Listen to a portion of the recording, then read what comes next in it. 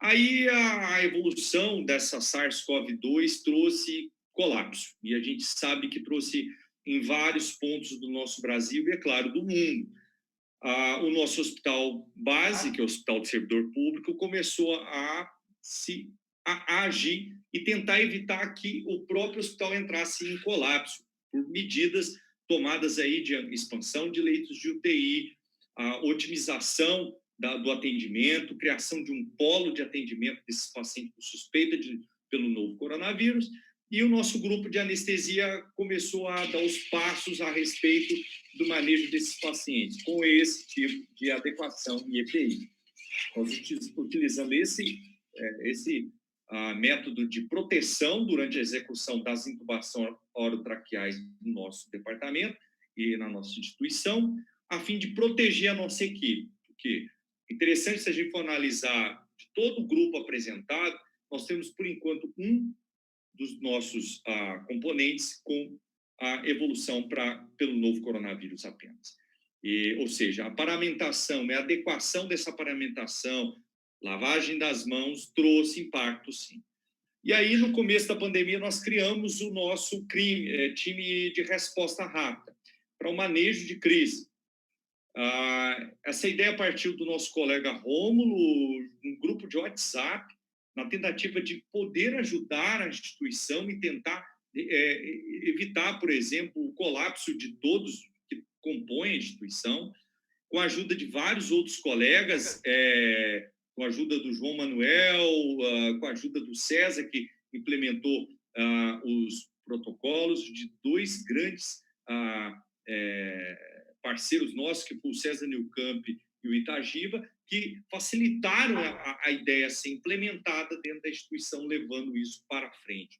O João, é claro, com a sua conexão, levou com que esse grupo e a junção de todos, a disseminação, e é isso que formou o nosso time de resposta rápida. E começamos com vários atendimentos diários, isso foi tornando cada vez mais frequente, e isso faz parte da nossa rotina, e esse é o nosso grupo de anestesistas que compõe o time de resposta rápida. Mas é interessante que a gente não tinha um contato com a fisioterapia, só no pós-operatório, quando a gente levava o paciente para o UTI. E a gente começou a ter mais contato com a fisioterapia. Foi um dado bem interessante, que a gente começou a discutir ventilação, adequar a ventilação com eles, aprendendo muito com a fisioterapia. Eu até falo para meus residentes, olha, fica do lado deles, acompanham eles, você vai aprender muito com eles, porque a fisioterapia começou a fazer parte durante o manejo da intubação orotraqueal, que eu vou explicar daqui a pouco. Nós temos um fluxograma de adequação, ou seja, quando o paciente é identificado com critérios para intubação, é acionado o nosso ramal, aí tem todos os pontos que são acionados, preparo da via aérea desse paciente, preparo de droga vasoativa, isso a enfermagem ajuda muito no manejo disso, acionando a fisioterapia, que é nossa parceira durante o manejo da intubação orotraqueal, eles têm que estar do nosso lado ali, eles que vão ser o foco para poder ajustar a ventilação naquele momento de estresse que a gente está, e eles também estão vivenciando esse estresse.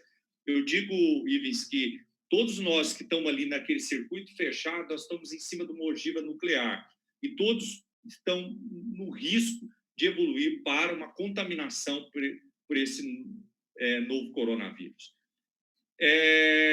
Nós temos esse método de paramentação, é um sistema de isolamento, a gente utiliza o face shield, N95, óculos com oclusão nas laterais, esse sistema aqui de roupa, ele é interessante que ele protege toda a pele, não deixa a pele exposta, principalmente a região cervical.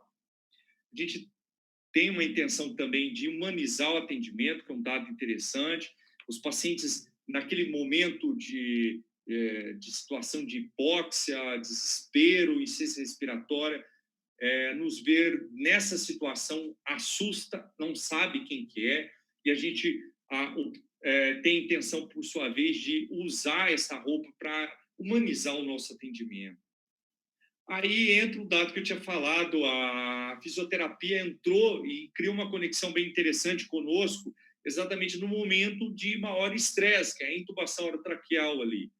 o papel da fisioterapia nos ajustes da ventilação, na adequação desses pacientes, na pré-oxigenação, ou seja, nós entramos com 2 anestesiologistas, entramos com um fisioterapeuta e um enfermeiro, para criar um sistema de circuito fechado, para não ter aquele entra e sai de pessoas. O fisioterapeuta fica do nosso lado, o auxiliar na intubação, o outro anestesiologista também fica do lado, e todos têm que ter uma comunicação em circuito fechado.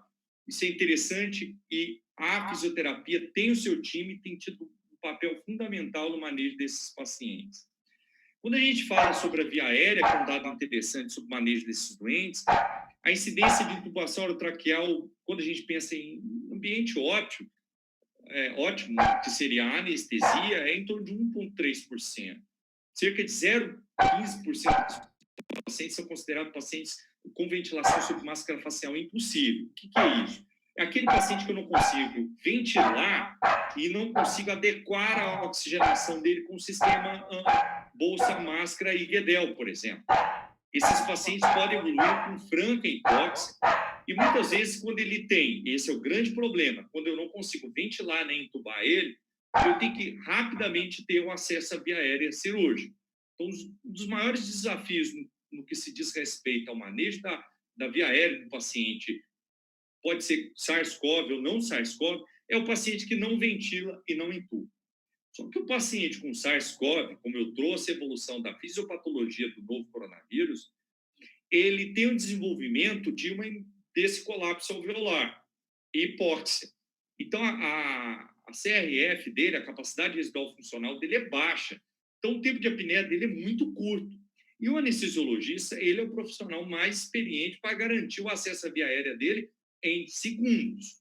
Eu não estou falando assim de 30 segundos, ou seja, 1 minuto. Não, nós temos que acessar de forma rápida para evitar que essa hipóxia leve, por sua vez, por exemplo, a parada cardiorrespiratória. E quando eu não consigo ventilar nem entubar, depois que eu tentei um dispositivo supraglótico, eu posso estar utilizando exatamente a cricotireoidostomia. Mas isso eu preciso palpar a minha membrana cricotireoide. Qual é o nosso arsenal a ser utilizado? Isso a gente sempre tem que checar. É um checklist que é feito antes de subir para o atendimento do paciente com insuficiência respiratória por SARS-CoV-2.